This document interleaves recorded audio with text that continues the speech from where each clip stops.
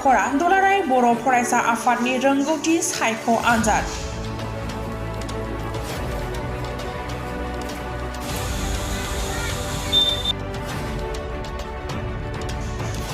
दिनै उदालगुरि जिल्लानि सिङाव थानाय टंला दखरा एबसुआ 2023 मायथाइनि आदब आरो गुन गोनां मावथांखिजों सेथि रोंगौथि सायख' आनजादखौ बेखेवो पुरन्दिया गुदि फरायसालियाव।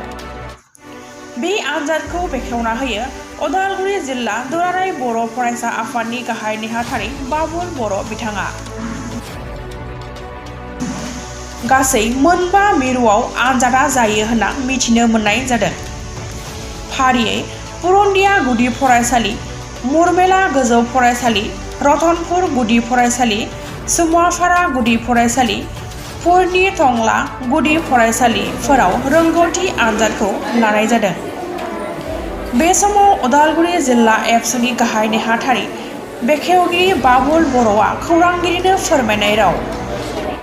दिनै टंला दखरा दुलाराय बर' फरायसा आफादनि बानजायनायाव सेथि खेबनि थाखाय जि गुदि फरायसालिनि फरायसुला फरायसुलिफोरखौ लानानै जे रोंगौथि सायख' आनजाद लानाय बे हाबाफारियावबो जों दिनै फैनानै जोबोद गोजोननाय मोन्दों।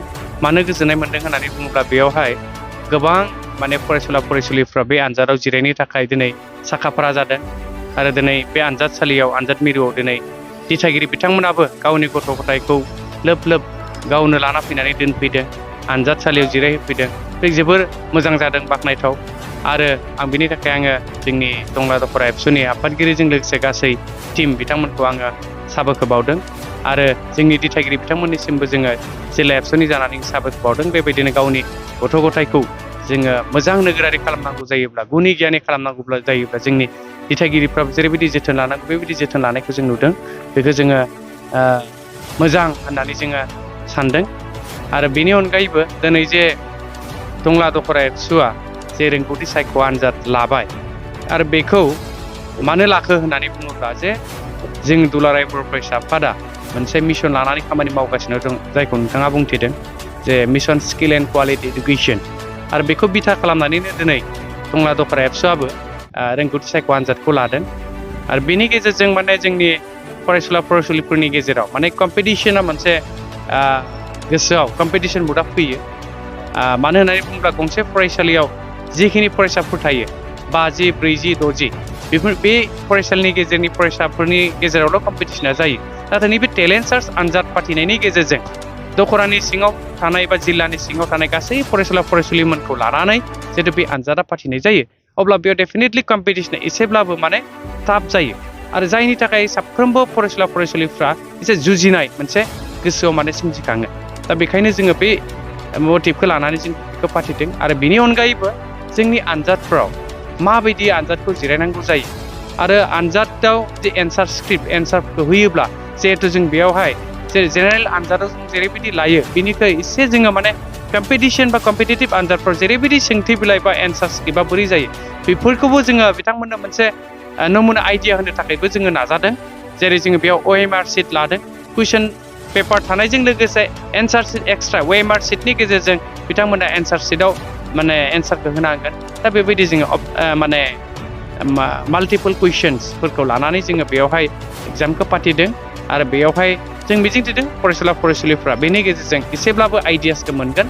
आरो जों जाय बिथांमोना नैबे जे टेलेन्ट सार्च आनजादाव एभ्रि थाखो 4 थाखो 5 हमनानै ला थाखो 3आव जाय फरायसायानोखि first second third position top 3 मासि आवग्रिनो हागोन आरो बिदिनो क्लास 5आव जाय फरायसायानोखि फार्स्ट सेकेन्ड थार्ड पजिशन लानो हागोन बिथां फरायसामोनखौ जोङो जोंनि एनुवेल कनफारेन्सआव जोङो बिथांमोनखौ बरायनायनि मोनसे जोङो रेजलिउसन लादों, थांखि लादों।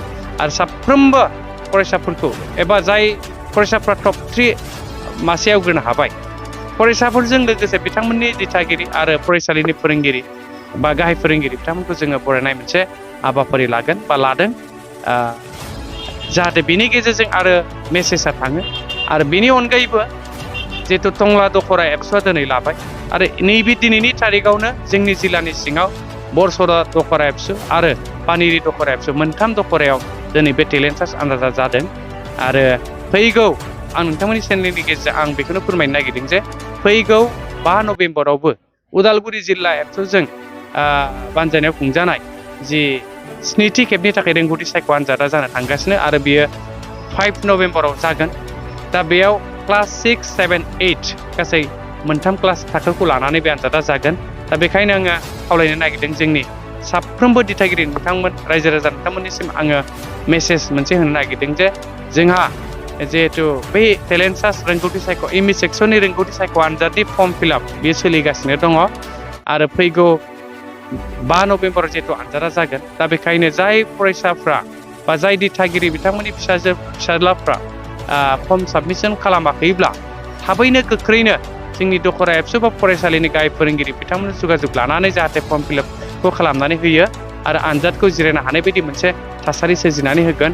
आं बेखौनो गारजेन बिथांमोननिसिम आं खावलायदों आरो दिनै जेरै टंला दखरा एबसुनि जि बानजायनायाव खुंनाय टेलेन्ट सार्च आनजादाव जेरैबायदि दिथागिरि बिथांमोना गावबा गावनि गथ'खौ माने गावनि खामानिखौ दोनथ'नानैब्लाबो फिसालाखौ मानसि बानायनायनि सार्थआव दिनै आनजादसालिसिम लाबोबाय।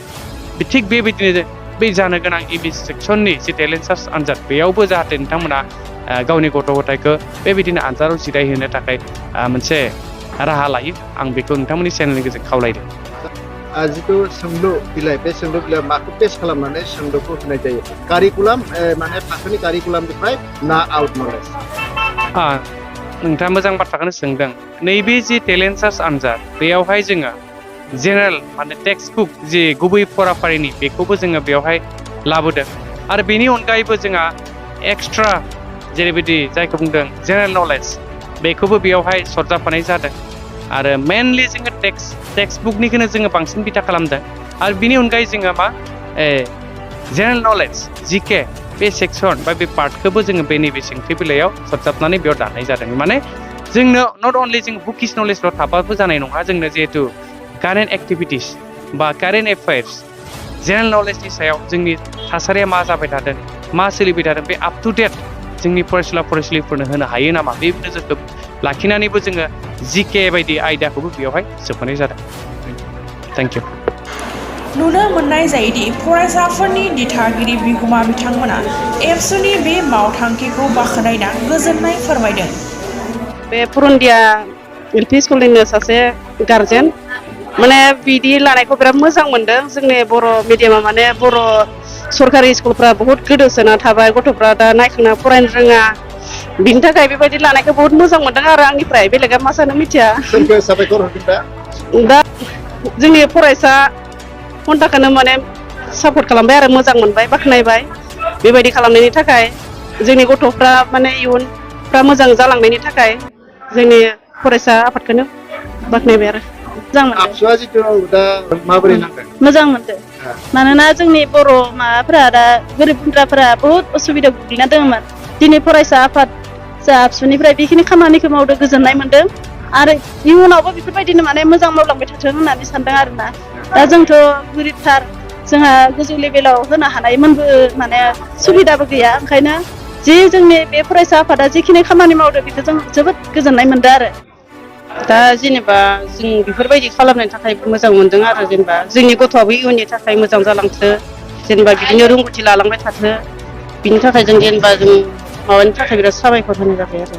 সেনেকুৱা ছাত্ৰবিলাকক ওপৰত উৎসাহ দিয়ে ইয়াৰ কাৰণে আৰু সেনেকুৱা বাহিৰত পৰীক্ষা দিও পোৱা নাছিলে, এতিয়া সেনেকুৱা পৰীক্ষা দিয়া সিহঁতৰো মানে ভয় ভাববিলাক নোহোৱা হৈ যাব, ইয়াৰ কাৰণে বহুত ভাল লাগিছে আৰু। কাক ধন্যবাদ মানে মই সেনেকুৱা এতিয়া পৰীক্ষা কিহে সেনেকুৱাই ধন্যবাদ দিব লাগিব আৰু ইয়াৰ কাৰণে ভাল লাগিছে। रोंगौथि आनजादनि मासिगिरि बिनन्द बर' आरो टंला दखरा एबसुनि आफादगिरि राजेब बर' बिथांमोना खौरांगिरिनो फोरमायनाय राव। जोंहा नैबे जिथु टंला दखरा आफादा खुंनाय रोंगौथि सायख' आनजाद टेलेन्ट सार्च एग्जाम बियो देग्लायनिफ्राय गिबि खेबनि थाखाय जादों। बियो दुलाराय बर' फरायसा आफादनि बिथोन बायदि बेयो जादों mission quality skill and quality इडुकेसननि आन्दाराव। दा बेवहाय दिनैनि बे पुरुन्दिया गुदि फरायसालि बे सेन्टारावहाय जोङो दानि बावैसो एसे आगोलाव जोंहा जिल्ला आफादनिफ्राय फैनाय मानगोनां नेहाथारि गाहाय नेहाथारि बाबुल बर' बिथांजों लोगोसे मोनसे टिमा फैदों। दा बिथांमोना बेवहाय बेखेवनाय हाबाफारिखौ बिथांमोना खालामदों। बेनि थाखाय बिथांमोननिसिम जों गिबियावनो जोंनि रोंगौसा सायख' आनजादनि जिथु मोनसे आफाद दङ कमिटि टंला दखरानि आन्दाराव दा बेनिफ्राय जोङो बिथांमोननिसिम साबायखर बावहरदों लोगोसे फोरमायनो लुबैदों नोंथांमोननो जे बेवहाय जों दिनैनि बे खालाराव गासै मोनबा जायगायावहाय जोङो बे रोंगौथि सायख' आनजाद बेखौ जोङो खालामनाय जादों दिनैनियावहाय पुरुन्दिया गुदि फरायसालियाव मोनसे ए जन बिदिनो जोंहा सुमापारा गुदि फरायसालियाव दङ मोनसे जन रतनपुर गुदि फरायसालियाव मोनसे जन दङ मुरमिला गोजौ फरायसालियाव मोनसे जन दङ आरो बेनिफ्राय पुरुनि टंला गेजेर फरायसालियाव मोनसे जन दङ बिदिनो गथ'फोरनि सुबिदाखौ नायनानै जाहाथे गोजानद्राय जाया बेखौ सुबिदाखौ नायनानै बिथांमोनखौ बिदिहाय जोङो जन खालामनानै खाबु खालामजादों बेयाव गासै थाखो 4 आरो थाखो 5नि टटेल मोनबा जनाव गोरोबनानै जोंहा 299 स्टुडेन्टआ दिनैनि बे आनजादाव एपियार जादों आरो दिनैनि उनाव जोङो थाबैनो जों स्क्रुटिनि खालामनानै नभेम्बरनि फार्स्ट उइकआव जों टेन्टाटिभलि जोङो रिजाल्टखौ जोङो होनायनि बेब'स्थाखौ जों खालामदों आरो जोङो एनसियर खालामनो नागिरदों जे गासैबो स्टुडेन्टआ जाहाथे गाव लिरनानै जेसेबांखिनि नम्बर मोनदों एटलिस्ट बेखौ रिजाल्टखौ जाहाथे मोनो टप 3नि अनगायैबो दा जों बेनि जों बेब'स्थाखौ जों खालामदों बेखिनियानो एग्जाम बर्ड बेनिनो चेयारमेन बिनन्द बर' बिथांनि दैदेननायाव दिनैनि नैबे एग्जामा जोंहा मोजां महरै जाफुंदों आरो बेयाव दिनैनि नैबे एग्जाम नैबे पुरुन्दिया जे गुदि फरायसालि जों बेयाव जागायजेननाय हाबाफारिखौ लादोंमोन आरो बेयाव जिल्ला एबसुनि